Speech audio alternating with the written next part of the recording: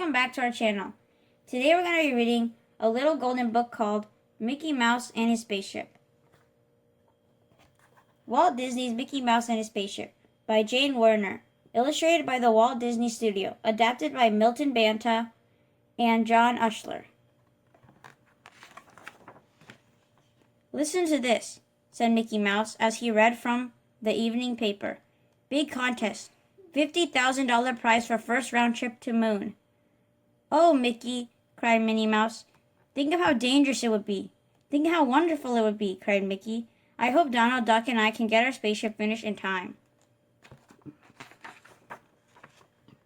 Mickey and Donald sped up the work on their spaceship. They were building it in an old factory at the edge of town. Be sure not to mention this to anyone, Donald, Mickey said in a serious tone. There will be plenty of people trying to get that prize. Donald promised, but he ran to Goofy the very next day. Coming to my birthday party next week? Asked Goofy. I don't know, said Donald smugly.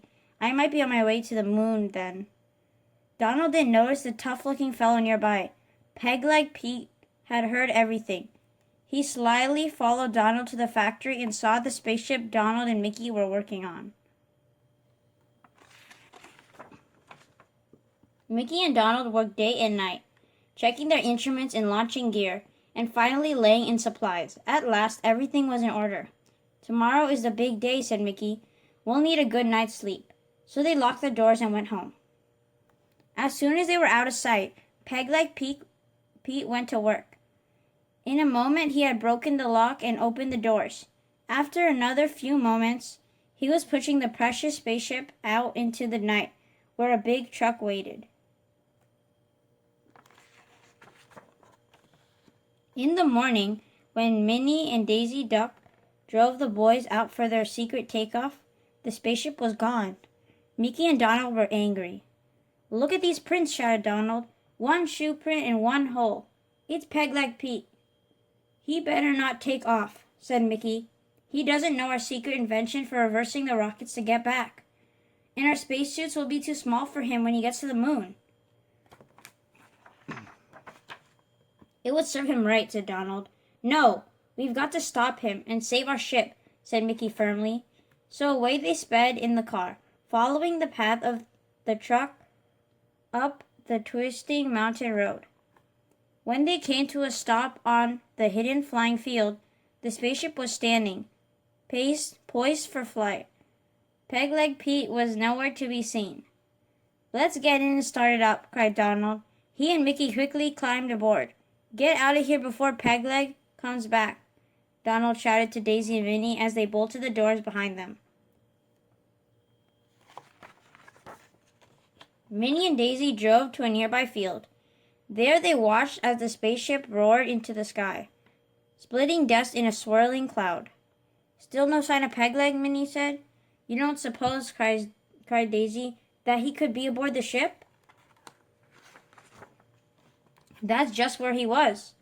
After Mickey and Donald had bolted the doors, Mickey sat down at the controls and twirled the dial to take off.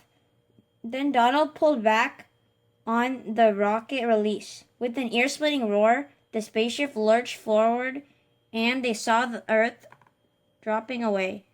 What the? Cried a loud voice. Then a face peered out of the baggage compartment. It was Peg-leg Pete, waving a space gun. What are you trying to do? He roared. Turn this thing around. I've just discovered there's no spacesuit big enough for me on board. We can't reverse the rockets until we get to the moon, explained Mickey Mouse. Then, before Peg-leg Pete could do any harm, Donald whacked him over the head. His heavy body sank to the floor. What'll we do with him now? Donald asked. Just tie him up, said Mickey, and pack him in with the supplies to keep him from freezing on the moon. We'll have to give him oxygen when we land. When the cold, rocky landscape of the moon loomed ahead, the two explorers were ready in their spacesuits. With a thump and a bump, the spaceship clanked to a stop. We made it, cried Mickey, shaking Donald's hand. Now all we have to do is get back to Earth again. Mickey and Donald knew that Peg-leg Pete might freeze in the moon's extreme cold. There wasn't a moment to lose. With a sure touch, they twisted the screws and tightened the bolts of the rocket reverse and hurried back to the ship. "Wait!" cried Donald at the last minute. With the swing of his screwdriver, he cracked off a chunk of moon rock and tossed it into the ship before scrambling back in himself. "The oxygen's getting low," Mickey cried. "It's kept Pete going, but we'll have to get back to Earth super fast or we'll all be done for."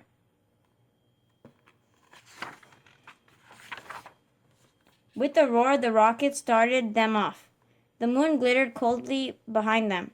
Mickey bent over the directional finders, his face stern. One slip might mean the end for them all. The spaceship motions changed. Gravity was taking hold, and through the windows they saw Earth rushing up at them again.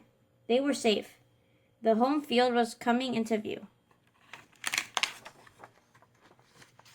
What a reception awaited them when they unbolted the trusty ship's doors. What a cry went up as the heroes appeared, supporting Pegleg Pete's wobbly form.